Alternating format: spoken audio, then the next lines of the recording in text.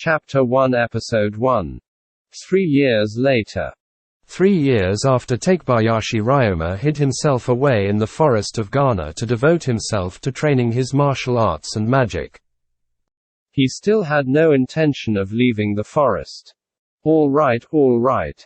It's food time. The crude cave that had been his dwelling had been widened with his improved earth magic, a barrier placed at the entrance to secure the safety of his home. He also had furniture made of hardened dirt he had got from digging out the cavern. More than enough food could be acquired from the blessings of the forest, which he could determine the safety of eating with the knowledge received from the gods and the neutral magic appraisal. Within such a comfortable environment, Ryoma didn't have any strong desire to leave the forest, instead spending his time enjoying the hobbies he couldn't have in his previous life. One particularly devoted hobby was the research of slimes. In the beginning, he had captured a slime by simply trying the taming magic he had been bestowed with, which somehow led to the decision of keeping it as a pet.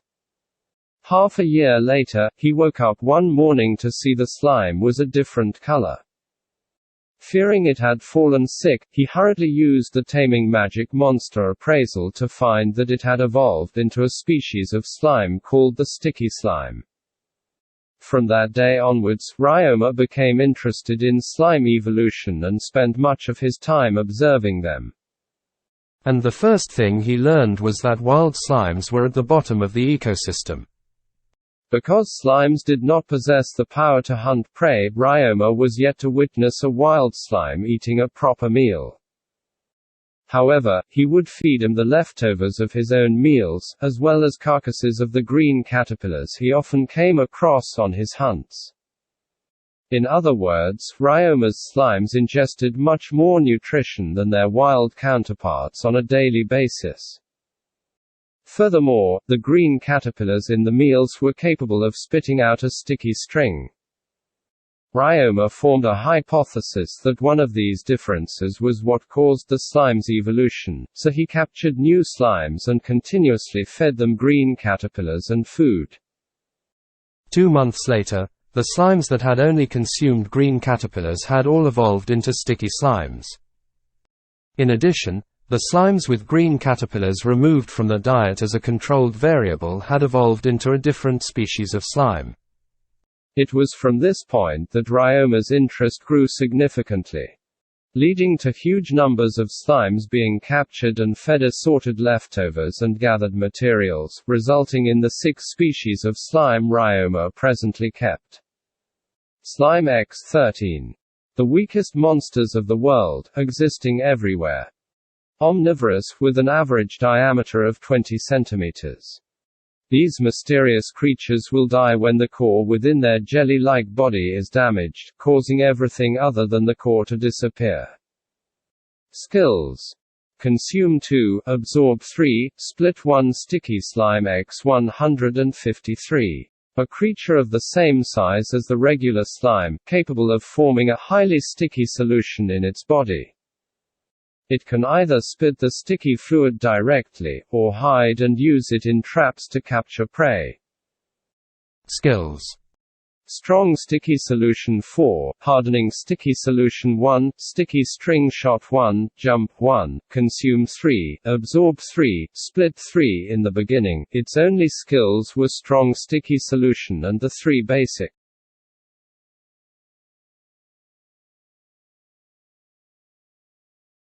Sume 3, absorb 3, split 3. In the beginning, its only skills were strong sticky solution and the 3 basics. Consume, absorb, and split, but it eventually learned hardening sticky solution and jump as well, which was how Ryoma learned that monsters could also acquire skills through training. Sticky string shot was discovered when Ryoma was investigating the qualities of the strong sticky solution and hardening sticky solution alongside evolution, mixing the 2 solutions to create a string shape. When he tested whether the same phenomenon could occur within the slime's body, all the training led to the acquisition of those skills. Acid slime X100A slime with exceptionally high digestive ability, capable of consuming less digestible materials such as animal bones. After being discovered in the process of researching evolution, its numbers increased through splitting. Skills: Acid production 3, acid resistance 3, jump 1, consume 4, absorb 3, split 2. Poison slime X188 slimes that have been continuously fed poisonous plants. A fair number of slimes had been unable to resist the poison and died, but those that survived evolved. After that, their numbers increased through splitting. Skills: Poison production 3. Poison resistance 3. Paralyzing poison production 3. Jump 1, consume 3, absorb 3, split 3. Cleaner slime X11 slimes drank water often, but there was some which were oddly insistent on drinking Ryoma's bathwater after he was done washing. Seeing no issue with that, Ryoma allowed them to do as they wished, which resulted in this evolution. Skills: Cleanse 4, Deodorize 6, Deodorant solution 4, Disease resistance 5, Poison resistance 5, jump 1, consume 3, absorb 3, split 1. Scavenger slime X457. When Ryoma was unhappy with the smell coming from the toilet and waste disposal area he had created in the cave, he recalled how slimes liked to swarm around rotting corpses and threw 20 newly captured slimes into the room.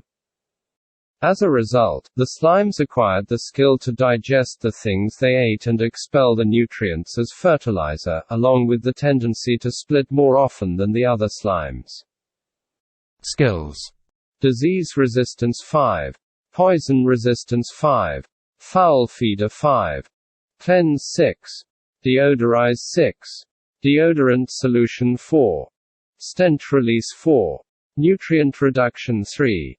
Jump 1, consume 6, absorb 3, split 6. There weren't many species, as he had switched his focus from evolving them to rearing them partway through, but their numbers were over 900. Ryoma's personality meant he wasn't bothered by simple and repetitive tasks to begin with, so with no one to stop him in this situation he had lost sight of where to stop. However, that lifestyle was what healed Ryoma's tired heart and gave him vitality.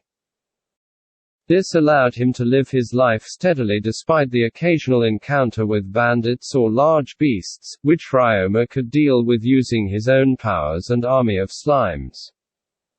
And so, Ryoma would go on living in this way. Or so he had thought when fate came knocking one day. It was during his daily hunt when, instead of prey, he spotted 5 armored people in the forest. It's rare to see people around these parts. Their equipment looks too uniform for them to be bandits. This might be my first time seeing people who aren't bandits in this world. Well, I am a recluse living in the depths of the forest. Oh, is there someone injured? Hidden in the thickets behind the trees, he observed from a distance, and saw one person was leaning on his companion's shoulder, wrapped in bloody bandages instead of armor. Hang in there, Hughes. Camille, how's your magic energy? Sorry, it's still. He doesn't look too good. They don't seem to be bandits, so I can't turn a blind eye. I can at least let them rest at my place. If they turn out to be bandits, I have my emergency measures in place anyway. Ryoma stepped out of the thicket he was hiding in to call out to them. However, what should I say to them? Good day. No, this isn't the time to be so carefree. Oi. You lot, that would just make them wary, and it'd be rude to boot. Really, what should I say to them? Although Ryoma had stepped forth with the intention to help, it had been 3 years since he had last spoken to anyone else. He found himself faltering, unable to decide on what to say, during which time the group on high alert had spotted him. "Hey! Who goes there? Wait!" The person leading the group immediately pointed a sword at Ryoma, but was stopped by a man behind him who slowly walked forward. "Sorry for pointing a sword at you. We were a little on guard. What might you be doing here? This isn't a place for children. Are you lost?" Ryoma was questioned, though he was still having trouble finding his words. "I was hunting. Hunting. By yourself?" Rather than words, Ryoma nodded in confirmation. "This is a dangerous place, but oh well. Did you need something from us?" Ryoma pointed at the injured person. "He's injured."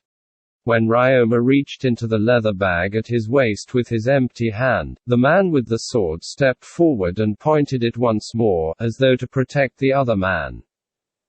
Ryoma realized the knife he had equipped next to his leather bag was probably the reason for that reaction and jumped back.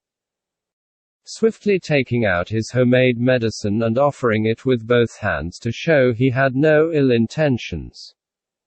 "Is that medicine?" the man with the sword asked after seeing that, at which Ryoma nodded before forming his words with difficulty. "Injury. Bad.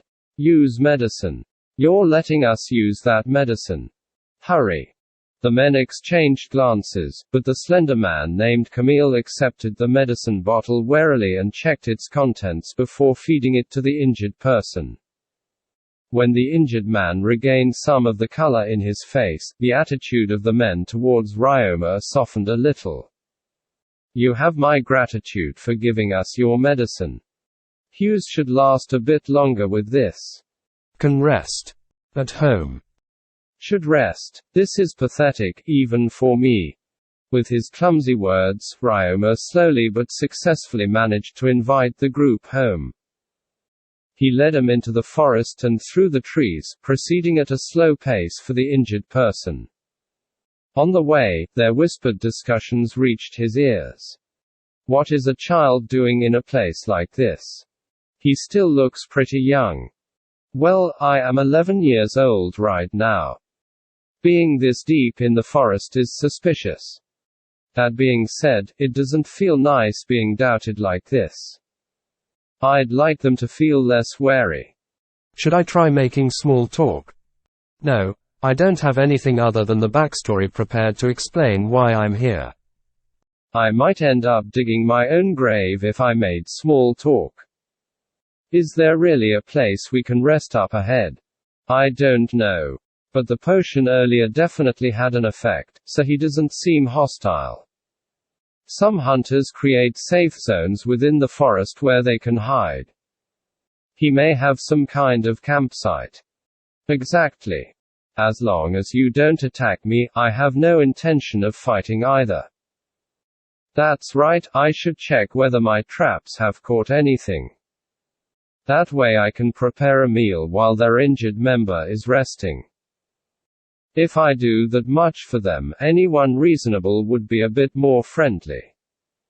Ryoma came to a stop and called over the sticky slime he had on standby next to the traps, using the effect of the taming contract. But to those beside him, it looked like Ryoma had just came to a sudden stop. "What's wrong?" "Trap. Caught prey. Be here soon," Ryoma said, casually observing the one who had spoken to him. Is he the most important person here? Everyone was following his orders earlier, including the man with the sword. Maybe the rest are his escorts or something. Ryoma thought to himself, when the grass rustled and parted to reveal the sticky slime with a horned rabbit's carcass in tow. However, the man beside him swiftly drew his sword, unaware that it was Ryoma's familiar. Oh no. Ryoma leaped forward and picked up the slime and trapped kill. Is that slime your familiar? The action had alerted the man that the slime was a familiar, to which Ryoma nodded his head furiously. The man gave Ryoma and the slime another look before sheathing his sword again. My apologies.